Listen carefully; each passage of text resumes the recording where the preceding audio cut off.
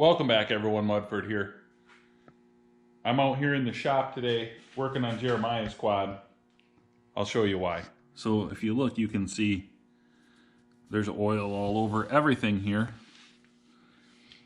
His last race of the season got cut really short. So basically these lines, this used to go down to there. What I did was I added an extra oil cooler with a fan on it for him because he was having some overheating issues.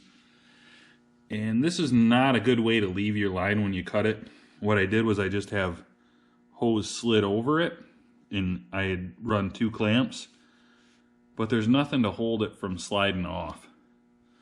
So what you want to do is you want to have a bead around here.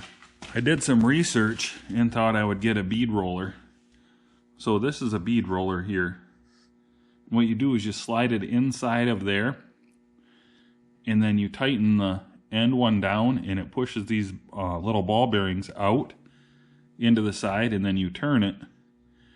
You rotate it like this, and it makes a bead all the way around so your clamp can't slide back off.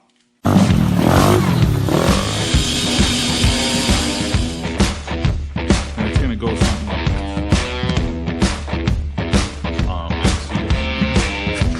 We're done here in the fender well.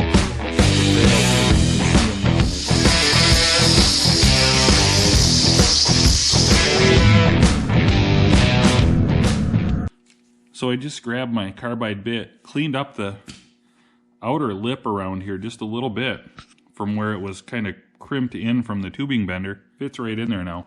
So we're going to go ahead and give this a shot.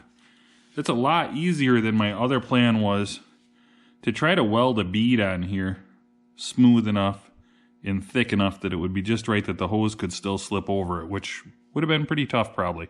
Okay, so I'm just going to tighten it down now first.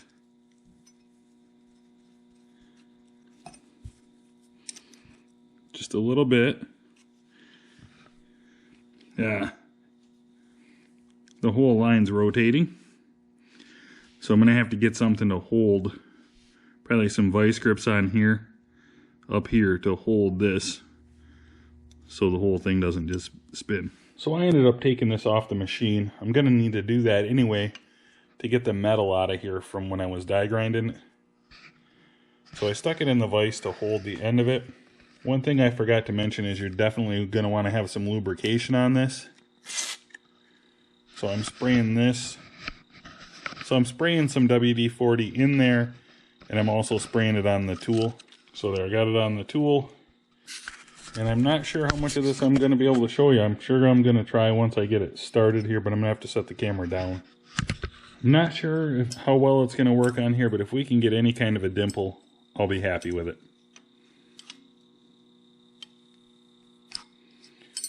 So I'm just tightening this up a little more.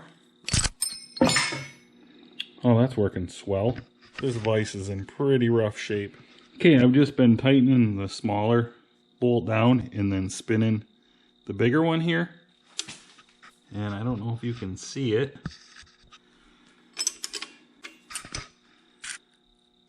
There is a nice dimple starting to form. I wish it was more pronounced because if you look, I'm almost out.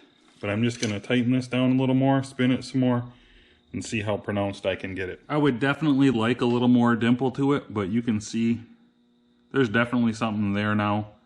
Hopefully it's enough to hold the clamp on because this is bottomed out. Can't go anymore. I've spun it quite a bit. I don't think it's going to do any more. So that's what we got. I'm going to go ahead and clean this out and put it back together, and then I have one more line to do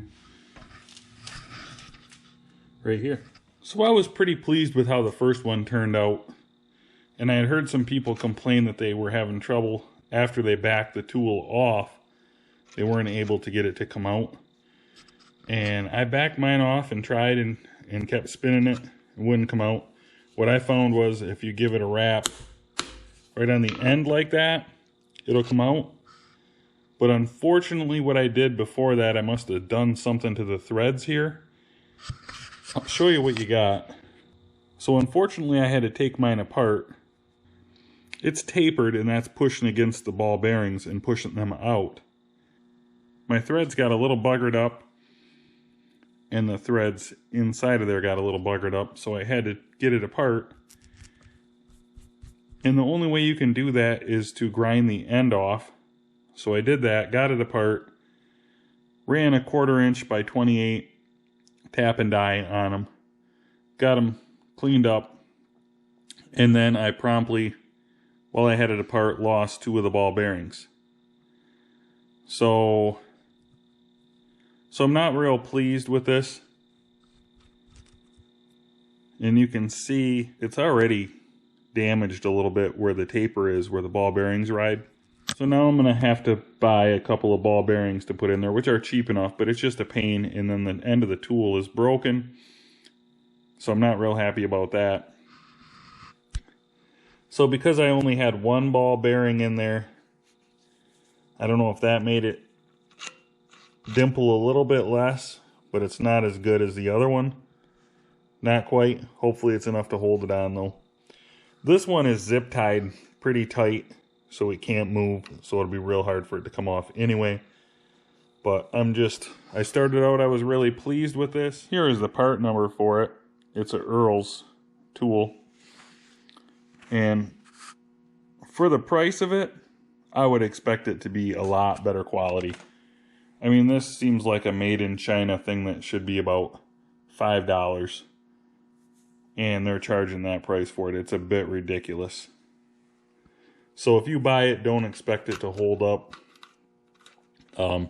Remember, don't overdo it when you're unscrewing it. Give it a tap like that, and you're more likely to get it to come out. So I hope this helps you. It does work.